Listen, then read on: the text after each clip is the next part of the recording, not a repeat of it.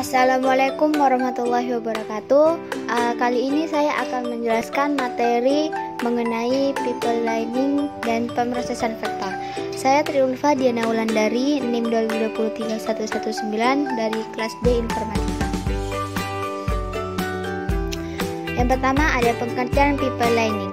People learn adalah suatu cara yang digunakan untuk melakukan sejumlah kerja secara bersama, tetapi dalam tahap yang berbeda yang dialirkan secara kontinu pada unit pemrosesor. Dengan cara ini, maka unit pemrosesan selalu bekerja. Yang kedua, ada penjelasan dan deskripsi people learning. Konsep atau teknik people learning pada sistem komputer dapat diimplementasikan pada berbagai tingkat level. Tingkat level tinggi dapat diterapkan pada proses pengeksekusian suatu program aplikasi. Sedangkan pada tingkatan level rendah adalah ketika bagaimana instruksi dijalankan pada mikroprosesor. Ini merupakan contoh penerapan people learning. Yang pertama ada people learn instruksi, yang kedua ada people learn grafis, yang ketiga ada people learn perangkat lunak. Kategori people learn. Klasifikasi berdasarkan fungsi. People learning aritmatika. Yang pertama ada people learning instruksi dan people learning prosesor. Dan ada juga klasifikasi berdasarkan konfigurasi. Ada unifungsi dan multifungsi, statik atau dinamik, dan skalar atau vektor. Ada definition of arithmetic unit. Arithmetic unit merupakan pengembangan people learn arithmetic dapat dilihat dari perkalian binary using operasi shift dan penambahan menjadi tahapan pemrosesan dalam pengali people learn. Pengalian bilangan biner dengan 2n adalah sama dengan menggesernya ke kiri sebesar n bit dan menyisipkan 0 pada sebelah kanannya. Ada instruction unit. Tujuan people learn instruksi adalah untuk memaksimalkan kecepatan mengalirnya instruksi jumlah event yang dapat mengurangi kecepatan instruksi dalam mengalir melalui people learn. Di antaranya yaitu yang pertama ada unit fungsional harus dapat bekerja sama dengan unit instruksi.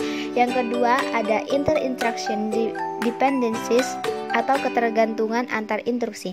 Yang ketiga ada instruksi harus secara logis menjalankan beberapa instruksi secara urut. Pengertian pemrosesan vektor. Prosesor vektor atau prosesor array adalah unit pemrosesan pusat atau CPU yang mengimplementasikan set instruksi di mana instruksinya dirancang untuk beroperasi secara efisien dan efektif pada array data satu dimensi besar yang disebut vektor.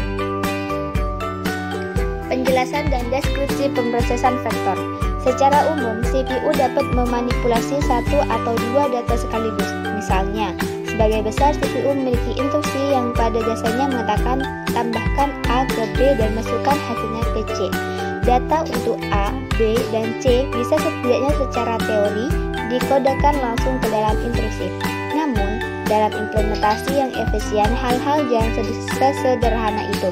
Data jarang dikirim dalam bentuk mentah dan sebaliknya, atau ditunjuk dengan menuliskan alamat ke lokasi memori yang menyimpan data. Mengkode alamat ini dan mengeluarkan data dari memori membutuhkan waktu di mana CPU secara tradisional akan diam menunggu data yang diminta muncul. Karena di mana CPU secara tradisional akan diam menunggu data yang diminta muncul.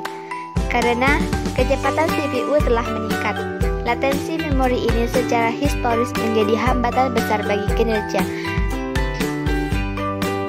Contoh penerapan prosesan vektor ada CorelDRAW, Macromedia Freehand, dan Adobe Illustrator. Perbandingan pemrosesan vektor dan pemrosesan skalar. Pemrosesan vektor lebih cepat daripada pemrosesan skalar. Yang pertama ada berkurangnya kontensi memori karena adanya akses memori yang lebih sedikit. Yang kedua, berkurangnya pendekodean instruksi. Yang ketiga, tingkah lakunya bisa diramalkan. Hal ini khususnya penting bagi pengindeksan implisit dan akses memori pencabangan implisit. Elemen penting RISC atau RISC. Set instruksi yang terbatas dan sederhana, register general purpose yang berjumlah banyak, atau penggunaan teknologi compiler untuk mengoptimalkan pemakaian registernya. Penekanan pada pengoptimalan people learn instruksi. Ciri-ciri RISC. Instruksi berukuran tunggal. Ukuran yang umum adalah 4 byte. Jumlah pengalamatan data sedikit. Tidak terdapat operasi yang menggabungkan operasi load atau store dengan operasi aritmetika. People learning pada RISC. Terdapat berbagai macam instruksi pada register to register siklus. Instruksi memiliki 2 fase. Yang pertama, instruction fetch atau pengambilan instruksi. Yang kedua, execute atau melakukan operasi ALU dengan register input dan output operasi load. Restore memiliki 3 fase. Yang pertama adalah instruction fetch, execute, dan memory. Optimalisasi pipeline.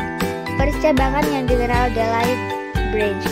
Yang pertama, tidak akan ada efeknya sampai suatu eksekusi instruksi selesai. Instruksi percabangan akhirnya mengalami delay.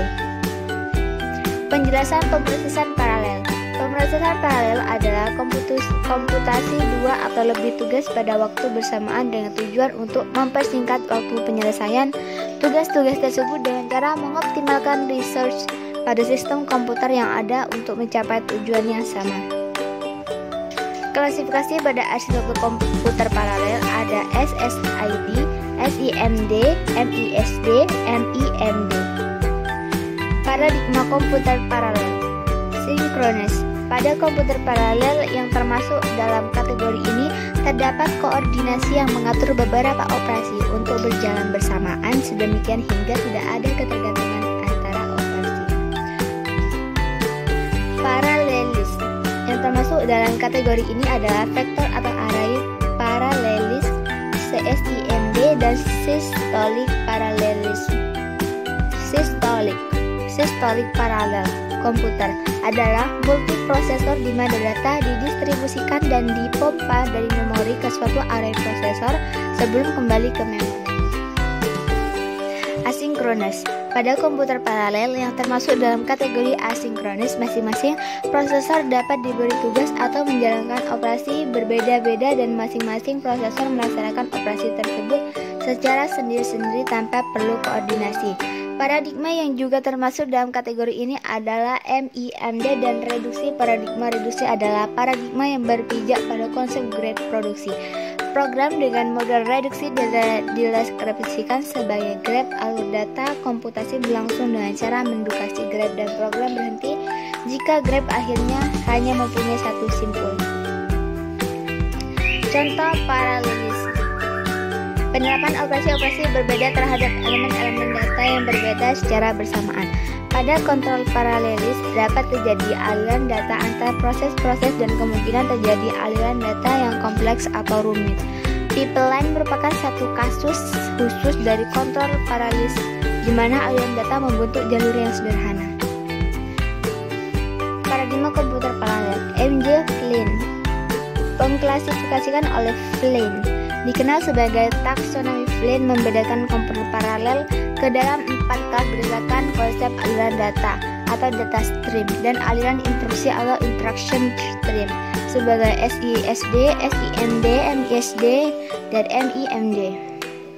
Sekian, terima kasih penjelasan dari saya. Semoga penjelasan tadi dapat bermanfaat bagi kalian semua.